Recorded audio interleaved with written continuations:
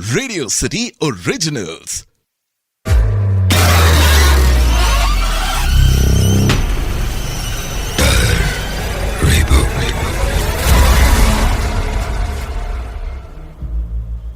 ये उस समय की बात है जब मैं और मेरा दोस्त एक हॉन्टेड मूवी देखकर बाहर आ रहे थे।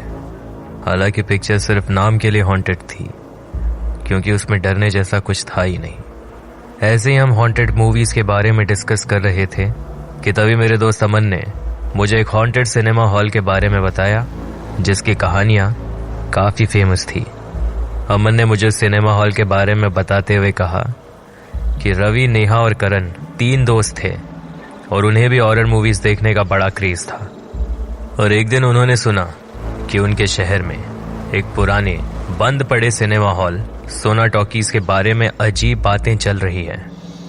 कहते हैं कि रात को वहां से लोगों की चीखने की आवाजें सुनाई देती है और जो भी अंदर गया या तो वो वापस नहीं आया या फिर पागल हो गया। रवि, नेहा और करण उस सिनेमा हॉल के बारे में बातें कर रहे थे कि इतने में नेहा ने हंसते हुए कहा अगर सचमुच भूत है तो क्यों ना हम खुद जाकर देखें। करण थोड़ा डर रहा था और इसी डर के साथ उसने कहा, मुझे ये सब ठीक नहीं लगता, पर अगर तुम दोनों जा रहे हो तो मैं भी चलता हूं। तीनों रात के 12 बजे सोना टॉकीज पहुंचे। सिनेमा हॉल अंदर से पुराना और जंगल जैसा लग रहा था।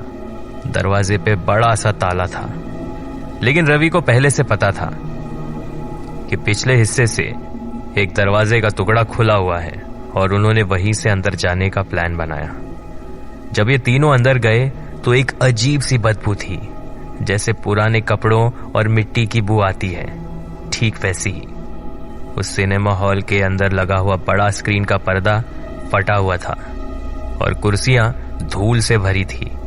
हर जगह सन्नाटा था और सिर्फ उनके कदमों की आवाज गूंज रही थी। और तभी अचानक स्क्रीन अपने आप हिलने लगा, जैसे कोई उसे पीछे से आगे बढ़ा रहा हो। नेहा ने टॉर्च चलाकर देखने की कोशिश की, पर उसे कुछ नहीं दिखा। इतने में रवि बोला, शायद वो हवा था। पर करण की हालत खराब हो रही थी। गाइस, लेट्स गो, ये जगह अच्छी नहीं लग रही है। लेकिन नेहा और रवि आगे बढ़ने लगे। जब वो प्रोजेक्शन रूम के पास पहुंचे तभी उन्होंने देखा कि एक पुरानी रील प्रोजेक्टर में लगी हुई थी। और सबसे डरावनी बात यह थी कि वो प्रोजेक्टर अपने आप चलने लगा। स्क्रीन पे एक पुरानी ब्लैक एंड व्हाइट फिल्म चलने लगी। फिल्म में एक आदमी था जो किसी कुर्सी पे बंधा हुआ चिल्ला रहा था।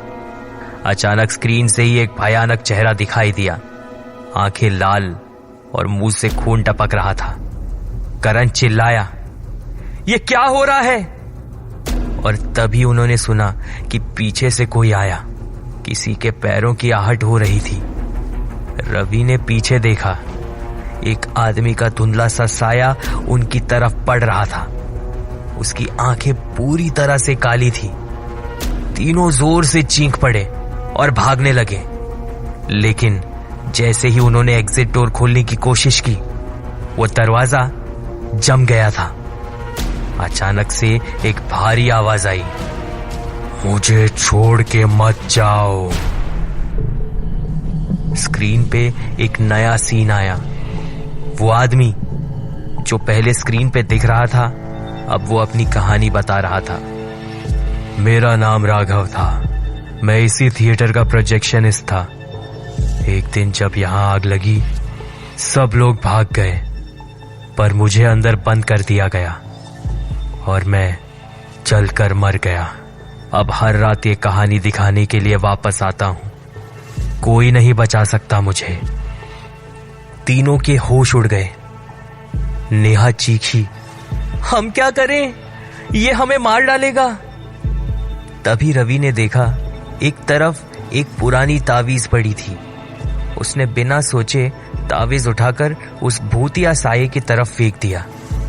एक जोर का धमाका हुआ और पूरा सिनेमा हॉल हिल गया और अचानक से सब कुछ शांत हो गया। स्क्रीन बंद हो गई और दरवाजा अपने आप खुल गया और तीनों बिना टाइम वेस्ट किए वहां से भाग गए। अगली सुबह जब तीनों पुलिस के साथ वहां आए तो अंदर कुछ भी नहीं था। कोई पुराना प्रोजेक्टर, कोई फिल्म रील, कुछ नहीं। पुलिस वाले हंसे और बोले, बेटा ये हॉल 20 साल से बंद है, यहां कुछ नहीं मिलेगा। लेकिन रवि, नेहा और करण जानते थे कि जो उन्होंने देखा वो सच था। सोना टॉकीज सिर्फ एक बंद पड़ा सिनेमा हॉल नहीं था, वो एक भटकती हुई आत्मा का श्राप था जो हर रात अपने मौत की कहानी सुनाने के लिए लौटती थी। और जो भी उसकी कहानी एक बार देख लेता वो पहले जैसा नहीं रहता।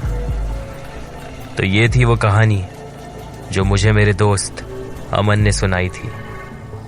आप सुन रहे थे डर reboot, only on radio city podcast.